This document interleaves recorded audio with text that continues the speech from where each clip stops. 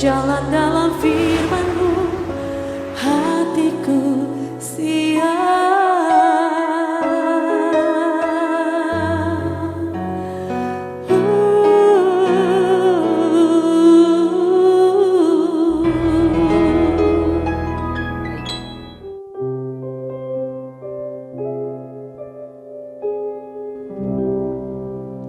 Salam, God lover yang dikasihi oleh Tuhan Yesus Kristus. Apa kabar? Sekiranya semua dalam keadaan sehat, bersuka cita bersama-sama dengan keluarga di rumah saat ini. Doa dan harapan kami senantiasa saudara-saudara selalu diberkati oleh Tuhan.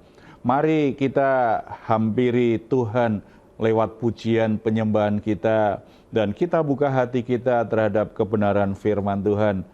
Tuhan nyatakan bagi kita, memberi kita sebuah pengharapan, ketenangan kalau kita mengerti bagaimana Tuhan mengarahkan hidup kita. Ada banyak masalah yang kadang-kadang kita tidak tahu bagaimana menyelesaikannya. Tetapi kita tahu kalau kita ada dalam hadirat Tuhan, ada ketenangan, ada kekuatan hati. Bahkan Tuhan sudah berkata kepada kita, marilah kepadaku semua yang letih lesu dan berbeban berat, aku akan memberi kelegaan kepadamu. Berarti Tuhan sudah menegaskan kepada kita, kalau engkau membawa hidupmu termasuk beban berat yang kau alami, aku akan berikan kelegaan. Bukankah ini sebuah undangan yang begitu indah dalam hidup kita? Oleh sebab itu mari kita hampiri Dia dalam doa. Kita bersatu dalam doa. Bapa di surga, kami bersyukur, kami bersuka cita karena kami adalah anak-anak yang disayang, anak-anak yang dikasihi oleh Bapa di surga. Kami bersyukur Engkau tidak pernah menelantarkan kami, Engkau tidak pernah membiarkan kami sendirian. Tuhan senantiasa mengundang kami untuk menikmati indahnya bersekutu denganmu. Kami bersyukur, oleh sebab itu kami membawa kurban syukur kami hampiri Engkau. Kami persembahkan pujian penyembahan kami. Engkau layak menerima segala kemuliaan, hormat, dan keagungan dari hidup kami selama-lamanya Bapa. Dan kami juga membawa semua beban berat kami, masalah hidup kami, karena kami lelah, kami letih dengan semua permasalahan. Kami sangat percaya firman-Mu, kalau kami menyerahkannya kepada Tuhan, Tuhan memberi kami kelegaan, memberi kami ketenangan di batin, memberi kekuatan bagi kami untuk melewati semuanya dan menyelesaikannya dengan cara Tuhan, dengan kuasa Tuhan, membuat hidup kami adalah hidup yang berkemenangan. Terpuji nama-Mu Bapa, dalam nama Tuhan Yesus kami berdoa, amin.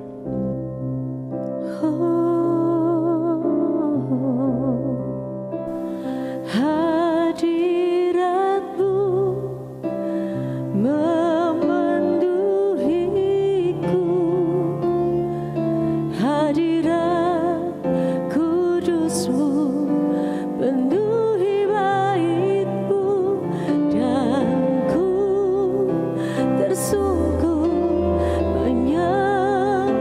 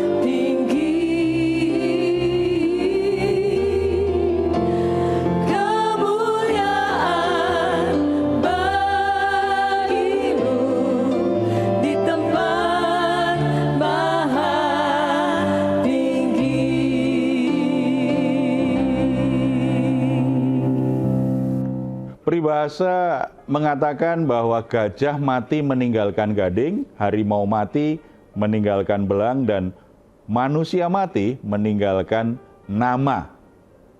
Kenangannya seperti apa? Tetapi kadang-kadang tidak seperti itu yang terjadi. Manusia mati meninggalkan hutang. Manusia mati meninggalkan kisah-kisah yang jadi kenangan buruk bagi keturunannya.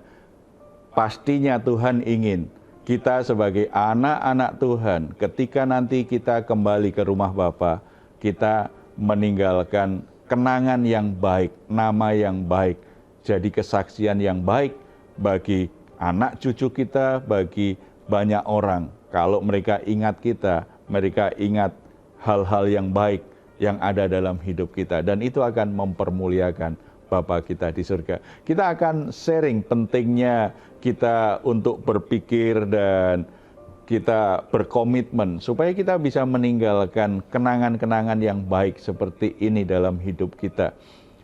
Sebelum kita lihat kebenaran firman Tuhan, saya ingin ada yang berbagi tentang kisah-kisah seperti itu ya. Itu menarik biasanya. Coba siapa yang mau bercerita? Saya, Pak. Ya. Iya, ini kebetulan abang kandung saya di atas saya, Pak. Jadi dia itu sekolah di Jogja, Pak. Di Jogja dari mulai SD sampai SMP. Nah, di usia dia 17 tahun, menjelang 17 tahun, dia ngalami kecelakaan, Pak. Dan Tuhan izinkan, Tuhan panggil. Nah, yang seperti yang Bapak bilang tadi, itu saya melihat bukti, artinya bukti hidup bahwasanya dia masih muda, tapi dia mungkin sepanjang hidupnya dia melakukan banyak kebaikan terhadap teman-temannya, gurunya, bahkan orang-orang tua, murid atau teman-teman sahabatnya. Mereka bersahabat ada 10 orang, Pak. Tapi dia kebetulan waktu itu ketua OSIS. Dia meninggal karena tabrakan membawa teman-temannya untuk melayat orang tua dari sahabatnya juga. Jadi dia bolak-balik Jogja, Sleman, Jogja, Sleman. Dan sebelum dia meninggal juga banyak tanda-tanda yang temannya bilang. Nah, waktu itu saat dia dimakamkan, teman-temannya nggak ada yang bisa datang memang.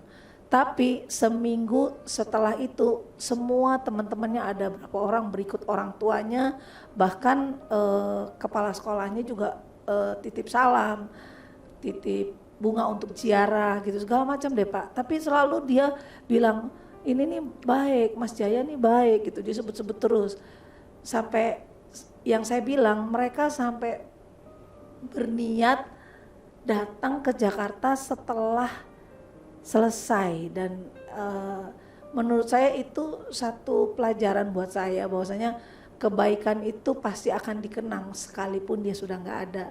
Jadi betul yang Bapak bilang, teman-teman itu sampai sekarang kita ya baru terakhir-terakhir ini sih memang kita kurang kontak, tapi sebelum ini juga mereka masih keep in touch gitu. Artinya mereka merasa karena kebaikan abang ini merasa membuat dia dan keluarganya menjadi saudara dia, sehingga saat dia pun sudah nggak ada, kami ini dianggap jadi keluarganya, teman-temannya, Pak, bersepuluh gitu, Pak.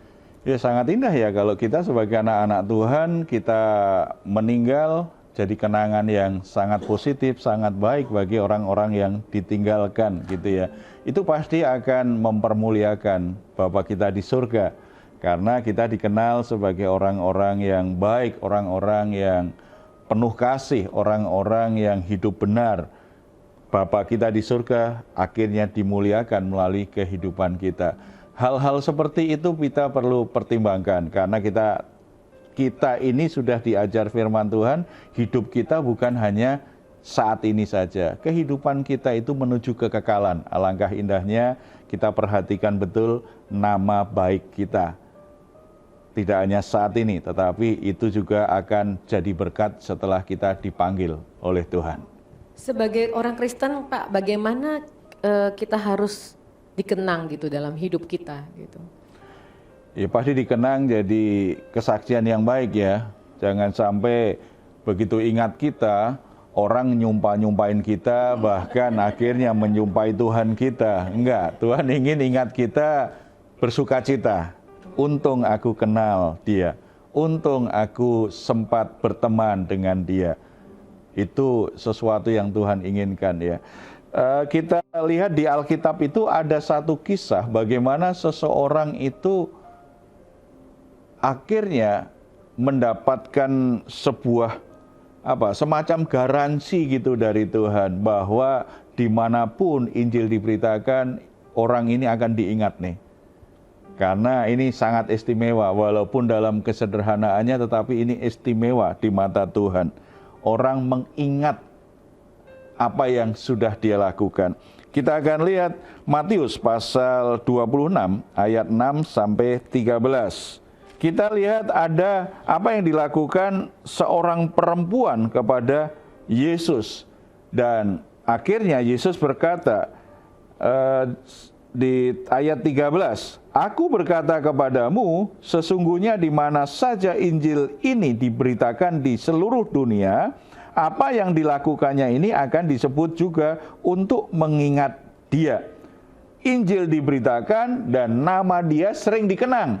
Dikenang menjadi sebuah contoh, menjadi sebuah teladan, menjadi sebuah model. Ini loh orang yang mengasihi Tuhan ini seperti ini.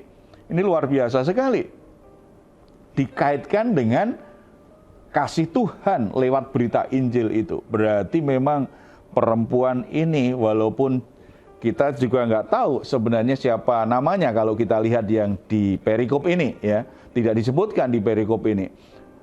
Ini orang yang sungguh-sungguh mendapat kesan yang begitu dalam dari Tuhan atas apa yang diperbuat. Apa sesungguhnya yang dia lakukan? Yang pertama, perempuan ini melakukan perbuatan baik untuk Tuhan. Orang ini kalau kita lihat di selanjutnya kan namanya Maria. Itu melakukan sesuatu yang baik kepada Tuhan Yesus. Karena tindakannya ayat 10.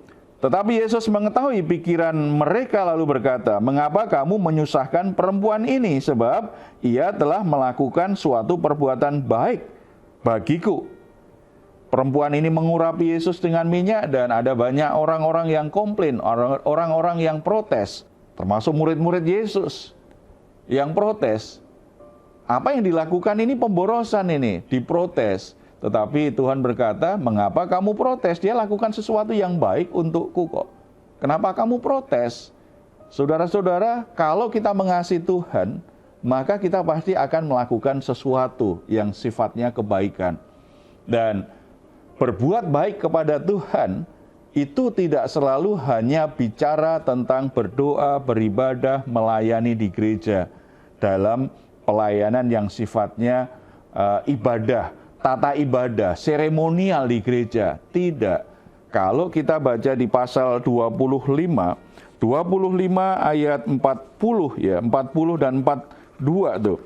Dan raja itu menjawab mereka, "Aku berkata kepadamu sesungguhnya segala sesuatu yang kamu lakukan untuk salah satu dari saudaraku yang paling hina ini, kamu telah melakukannya untuk aku." 42. "Sebab ketika aku lapar, kamu tidak memberi aku makan. Ketika aku haus, kamu tidak memberi aku minum. Ketika aku seorang asing, kamu tidak memberi aku tumpangan. Ketika aku telanjang, kamu tidak memberi aku pakaian. Ketika aku sakit dan dalam penjara, kamu tidak melawat aku."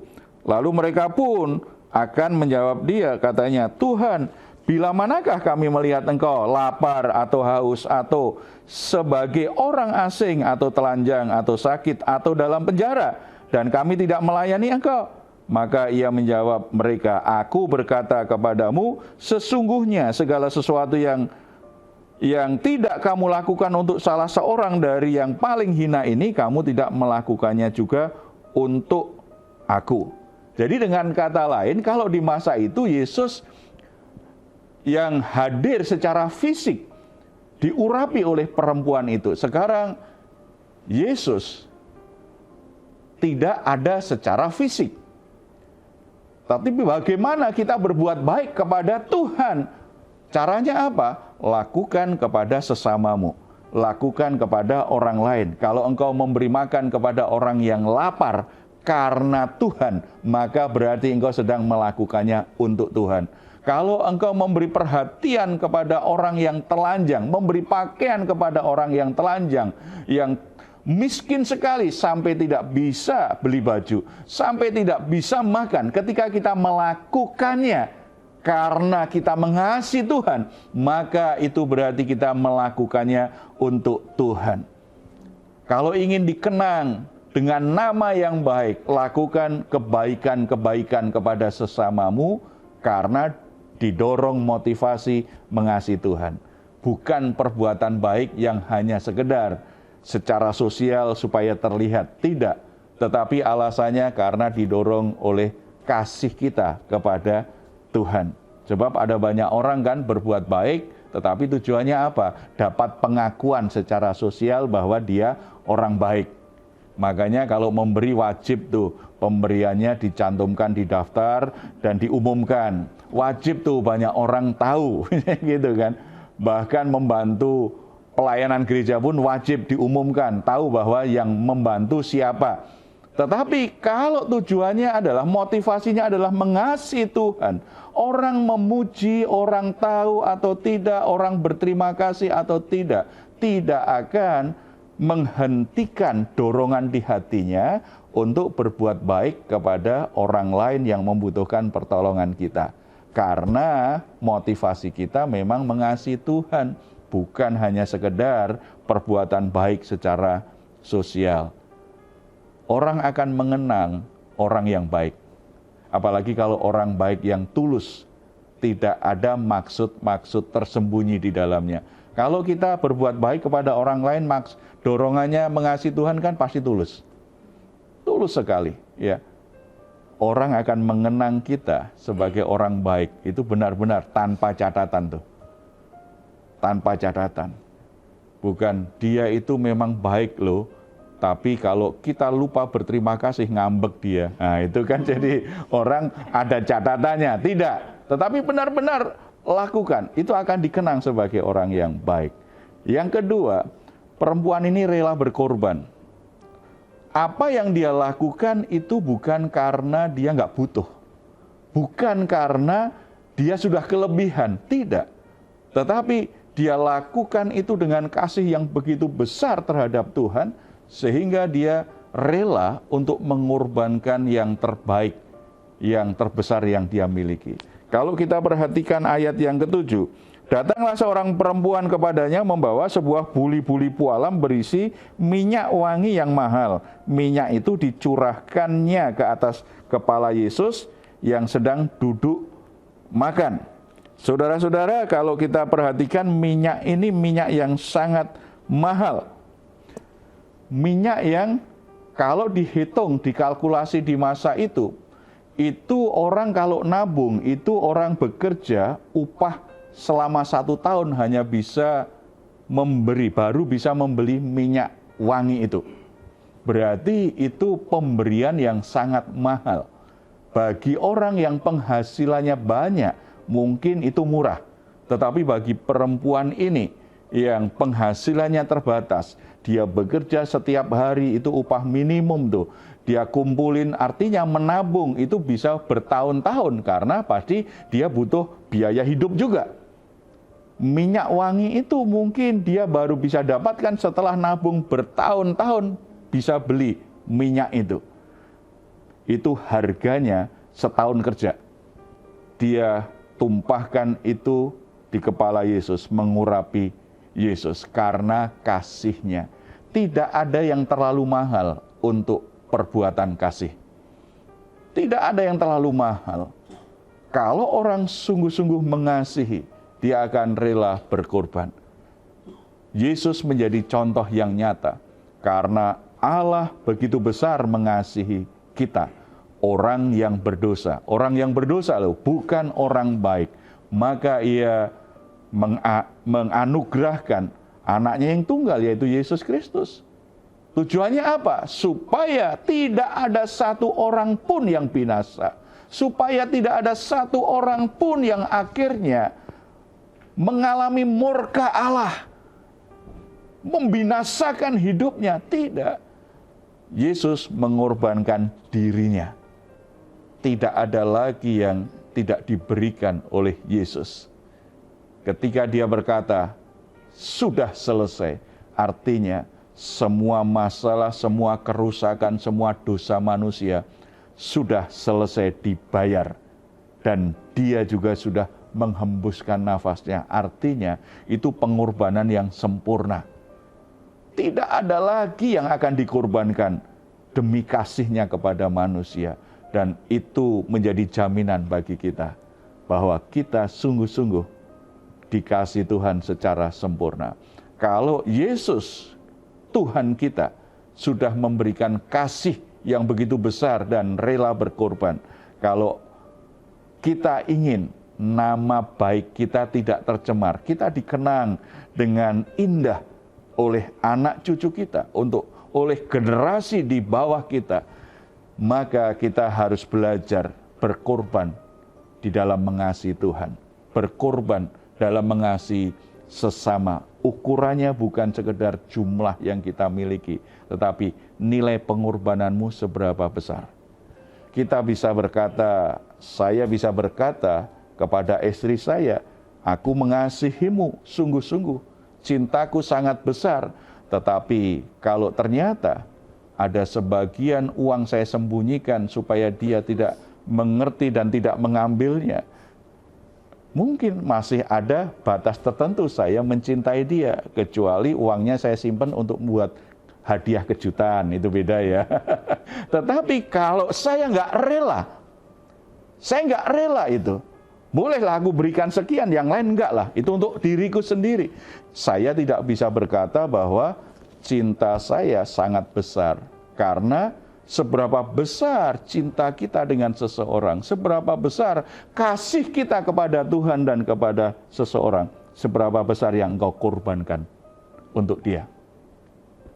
Seberapa besar yang engkau korbankan. Dan kalau berkorban itu pasti ada sesuatu yang hilang. Ada sesuatu yang sakit rasanya. Karena mungkin itu sesuatu yang kita suka. Sesuatu yang sudah bersama kita sekian lama. Sesuatu yang kita nyaman, tetapi kita relakan demi orang yang kita kasihi. Orang baik selalu akan dikenang karena dia berbuat baik. Tidak hanya berbuat baik loh, dia rela berkorban demi orang yang dikasih. Itu pasti menjadi kenangan yang indah bagi banyak orang, menjadi kesaksian yang indah. Dan yang terakhir, libatkan dirimu dalam pekerjaan Tuhan. Ayat 12.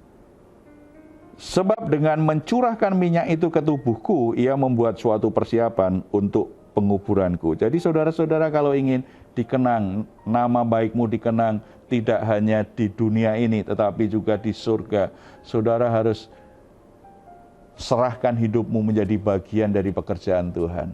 Yesus berkata, ini persiapan untuk penguburanku ini.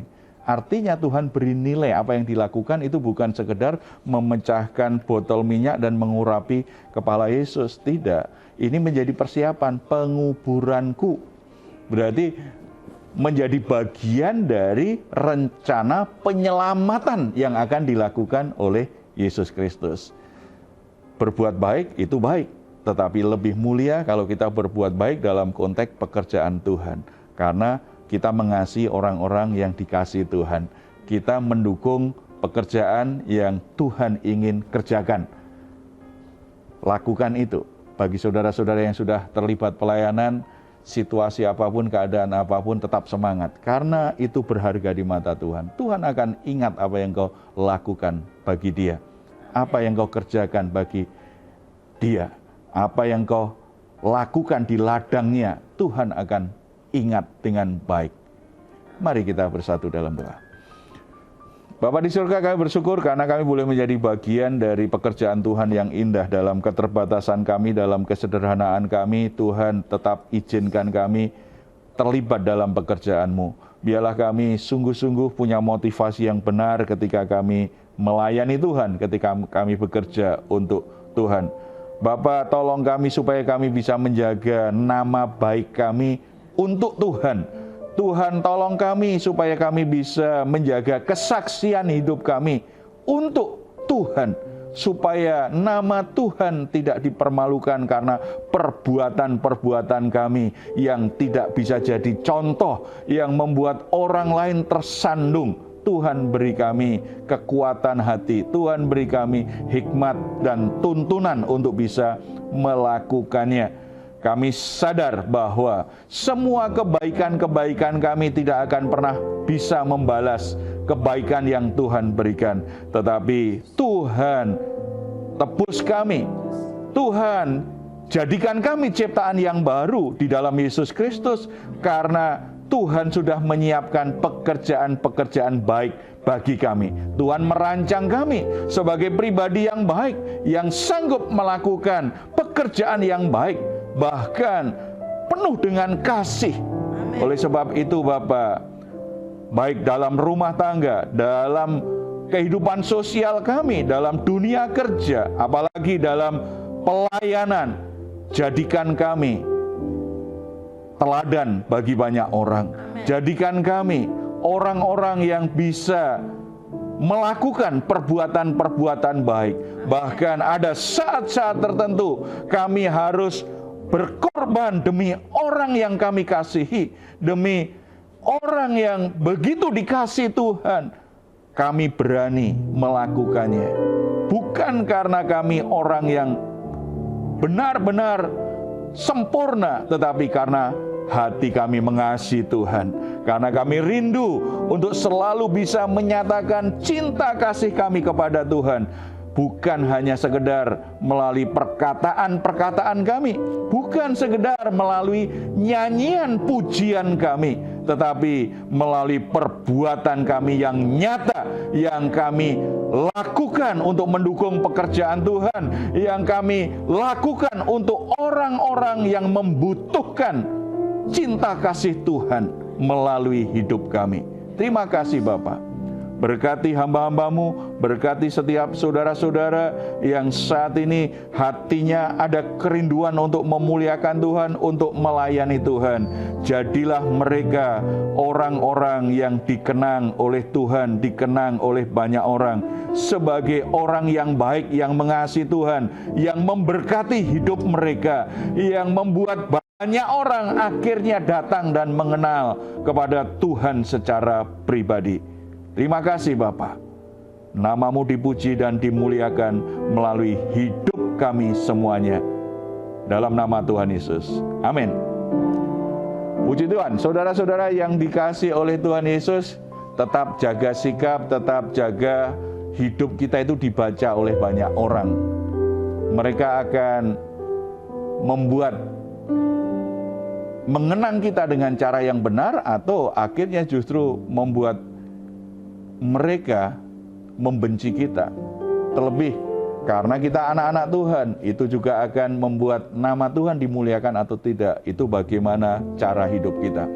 Kalau saudara saat ini sedang mengalami pergumulan, situasi saudara sangat sulit, saudara bergumul dengan pekerjaan, dengan usaha, dengan bisnis saudara alami situasi yang berat membutuhkan dukungan doa, silahkan menuliskannya di nomor telepon yang tertera di layar saudara. Tim doa kami akan mendukung saudara dalam doa. Tetap percaya selalu, doa orang benar besar kuasanya. Kalau saudara juga ingin memberikan komentar, silahkan menuliskannya di ruang komentar yang ada di channel Diaspora TV. Kami tunggu. Mazmur 4 ayat 8 sampai 9. Engkau telah memberikan sukacita kepadaku lebih banyak daripada mereka ketika mereka kelimpahan gandum dan anggur. Dengan tentram aku mau membaringkan diri lalu segera tidur, sebab hanya Engkaulah ya Tuhan yang membiarkan aku diam dengan aman. Puji Tuhan, selamat malam, selamat beristirahat. Tuhan Yesus memberkati kita semuanya. Salam.